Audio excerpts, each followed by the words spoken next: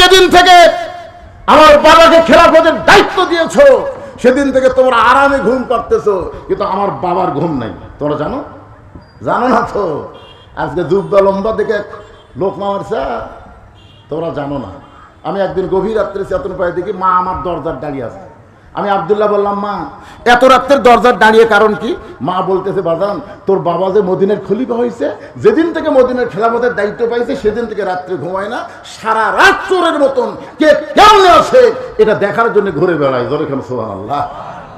ওমর ফারুক মদিনার মরুভূমিতে রাতের বেলা ঘুরতেছে, হঠাৎ দেখতে পায় একটা তাঁবু, তাঁবুর ভিতরে কি যেন জ্বলতেছে। একটু নিকটে গিয়ে দেখে দুইটা বাচ্চা মা মা বলে কাঁদতেছে, আর বলতেছে, মা ক্ষুধার জ্বালায় মরে যাচ্ছে, মা তাড়াতাড়ি খাবার দাও। মা বলতেছে, বাবা একটু ধৈর্য ধরো, গোস্ত সিদ্ধ হলেই তোমাদের খাবার দেব। গোস্ত সিদ্ধ হতে বাকি, এই জন্য দেরি হচ্ছে, সিদ্ধ হলেই তোমাদের খাবার দেব। ওমর ফারুক চিন্তায় পড়ে গেলেন। দুম্বার গোস্ত হলে বড় জোর 8 ঘন্টা লাগবে, উটের গোস্ত হলে 1 ঘন্টা সময় লাগবে। এত গভীর রাত হয়ে গেল, এখন পর্যন্ত গোস্ত সিদ্ধ হয় না। এটা কেমন মা? সন্তান কাঁদে, তার কলিজাতকে দয়া হয় না। তাঁবুর নিকটে গিয়ে বললেন, মা তোমার ক্ষুধার্ত সন্তান ক্ষুধার জ্বালায় কাঁদতেছে, এখন পর্যন্ত তোমার গোস্ত সিদ্ধ হয় না। মেয়েটা বলে, পথিক আমার বাড়ি হলো ইয়ামিন দেশে, আমি শুনতে পাইলাম মদিনার খলিফা ওমর নাকি অত্যন্ত ভালো মানুষ। আমার 2টা এতিম বাচ্চাকে নিয়ে গতকাল বিকাল বেলায় ওমর ফারুকের দরবারে গেছিলাম, কিন্তু এত মানুষের ভিড়, আমি একজন মেয়ে মানুষ ওমরের দরবারে যাওয়ার পারলাম না। আমার 2টা বাচ্চাকে নিয়ে এই রাতের বেলার মরুভূমির তাঁবু টাঙ্গায়া আমার 2টা বাচ্চাকে বুকের মধ্যে নেমে ঘুমাবার চাইছিলাম, কিন্তু 2টা বাচ্চা ক্ষুধার জ্বালায় বারবার যখন খাবার চায়, আমি তখন কি করব? ওদেরকে সান্ত্বনা দেওয়ার জন্য পাতিলে পানি আর পাথর দিয়া নিচে আগুন জ্বালায় বলতেছে, বাবা গোস্ত সিদ্ধ হলেই তোমাদের খাবার দেব, কিন্তু আমার পাথর কখনো সিদ্ধ হবে না। আমার মনে হয় আজকে রাত আমার সন্তান 2টা বাঁচবে না, আজকে রাত আমার সন্তান 2টা বাঁচবে না। এত খিদা লাগছে তাদের। সঙ্গে ওমর ফারুক বললেন, মা তুমি একটু ধৈর্য ধরো, তুমি একটু ধৈর্য ধরো।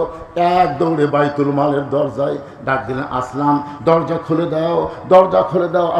আসলাম দরজা খুলে বলে, আমিরুল মুমিনিন এই গভীর রাত্রে কি? বলে, সবচাইতে খাবার বস্তা আমার মাথায় উঠায় দে, সবচাইতে বড় বস্তা আমার মাথায় উঠায় দে। আসলাম কান্দরে বলে, আমিরুল মুমিনিন আমি হলাম চাকর, আপনি হলেন খলিফা, আমার হুকুম দেন কোথায় বস্তা নিয়ে যাওয়া লাগবে। ওমর কান্দর, আসলাম রে একজনের পাপের বোঝা আর একজন কেউ মাথায় নেয় না, দে আমার মাথায় উঠায় দে। এবার খাবার বস্তা ওমর ফারুকের মাথায় তুলে দেয়। ওমর ফারুক রাত্রেবেলা যখন জোরে জোরে দৌড়ায়, পিছন দিক থেকে আসলাম বলে, ইয়া আমিরুল মুমিনিন এই বস্তা নিয়ে দৌড়ে থেকে পড়ে গেলে আপনার বড় কষ্ট হবে।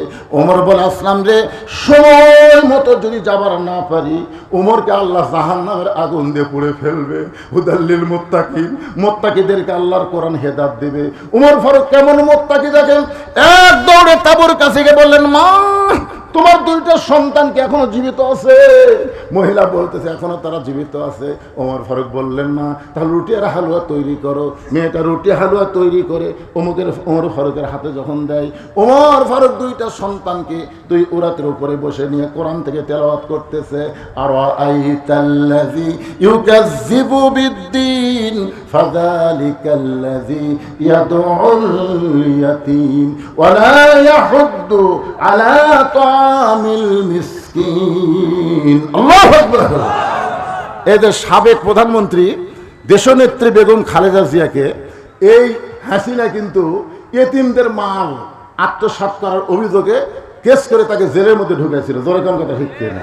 আপনারা বলেন তো, খালেদা জিয়া কখন বিধবা হয়েছে, তার 2টা সন্তান তারেক জিয়া, আরাফাত রহমান কখন এতিম হয়েছে, এটা কিন্তু হাসিনা জানে না।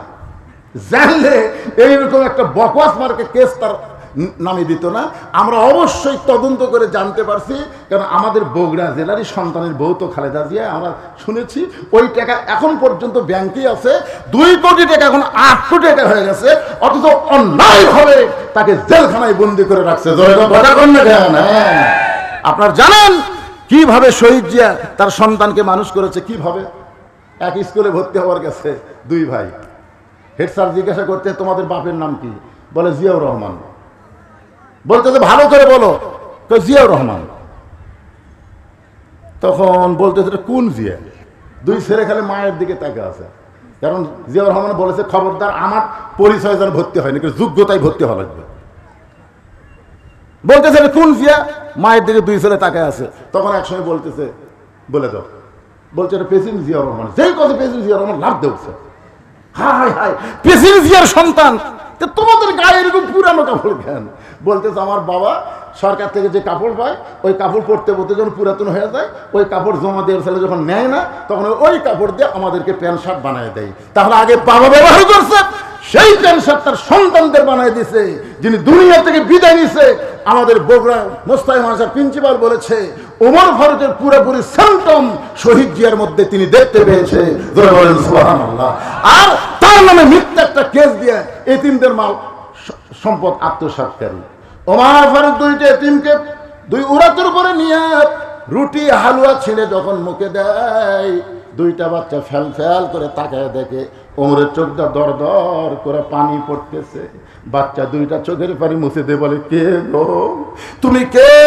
বাপের দরদ আমাদের রুটি খাও, এরপরও তুমি কাঁদতেছো। ওমর ফারুক দুই হাত তুলে বলে, আল্লাহ এই অদমকে জাহান্নামের আগুন থেকে তুমি বাঁচায় দাও। মা বলতেছে, কে গো পথিক, যদি ওমর মদিনার খলিফা না হইয়া তোমাকে যদি আল্লাহ মদিনার খলিফা বানাইতো তাহলে মদিনা আল্লাহর জান্নাত হয়ে যেত। আল্লাহু আকবার। আব্দুল্লাহ ইবনে ওমর বলে, নবীর সাহাবীরা তোমরা জানো, তোমরা যখন সবাই ঘুমাইছিলে তখন আমার বাবা চুপি চুপি আমার ঘরের দরজায় আব্দুল্লাহ আব্দুল্লাহ বলে ডাকতেছে। আমি দরজা খুলে দেখি বাবার হাতে একটা পাঞ্জাবি। আমি খুশি হয়ে বললাম, বাবা একটা পাঞ্জাবি বাইতুল মাল থেকে আমার দিছে, গভীর রাত্রে আর একটা দিয়ে রাখছেন। তখন ওমর ফারুক বলতেছে, ইন্নাল্লাহা ইয়ামুরুকুম আন তুআদ্দুল আমানাতি ইলা আহলিহা ওয়া ইযা হাকামতুম বাইনান নাস আন তাহকুমু বিল আদল। জোরে বলেন সুবহানাল্লাহ। হে আব্দুল্লাহ, তুই কেমনে এই কথা বলতে পারলি যে একটা পাঞ্জাবি পাইছি আর একটা দিবে রাখছি?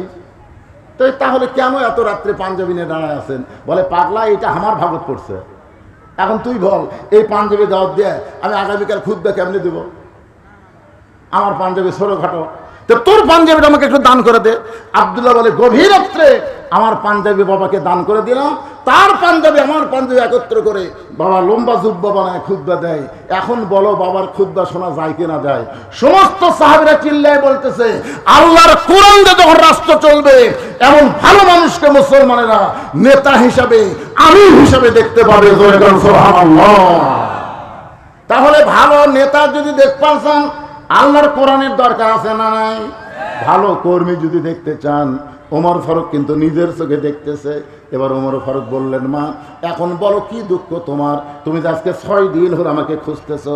মেয়েটা বলতেছে, আমিরুল মুমিনিন, আমার জীবনের সবচাইতে বড় দুঃখ হলো আমি 6 বছর বয়সে ঈমান গ্রহণ করছি। সুবহানাল্লাহ। একটু মনোযোগ দিয়ে শোনা লাগবে, আমার কথা কি আপনারা বুঝতে পারতেছেন?